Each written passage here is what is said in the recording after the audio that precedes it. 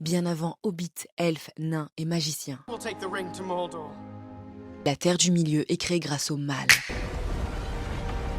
Quand les Valar vont débarquer sur Arda, pour l'aménager, ils vont créer 2 lampes. On appellera cette période l'âge des lampes. Les Valar ont élu domicile au centre de ce monde parfait, sur l'île d'Almaren. Un monde sans lune et sans soleil, pas de jour et pas de nuit, mais 2 gigantesques lampes qui vont faire le taf. Au nord, il y a Illuin, une lumière argentée. Au sud, il y a Ormal, une lumière dorée. C'est la période où les Valar vont créer les reliefs et la flore sur cette terre. Et la lumière des 2 lampes est indispensable pour la Vala Yavanna, mère nature. C'est Aolé le Vala forgeron qui lui a créé ces 2 mastodontes. Et le couple de Vala, Manwë et Varda, y ont insufflé la lumière. Sauf que comme dans toute bonne histoire religieuse, il faut une apocalypse. Et c'est le vil Vala Melkor qui va l'engendrer, tapi dans l'ombre de sa forteresse d'Utumno et de sa moisissure toxique qui corrompt la perfection des terres d'Arda. Même si le Vala Tulkas lui met quelques patates de forain. Melkor, un jour dans sa folie et son seum, décide de tout casser. Les lampes se brisent, le monde avec, littéralement. Une apocalypse qui sépare le monde en morceaux de terre. Ainsi naquit la Terre du Milieu. Et à l'ouest, là où les Valar vont migrer après cette dinguerie, et où ils créent le royaume de Valinor. Eux là-bas, ils vont essayer de sauver ce qui reste de la perfection, c'est-à-dire pas grand-chose. Et l'âge des arbres qui va suivre sera encore plus chaotique. Oui, c'est possible.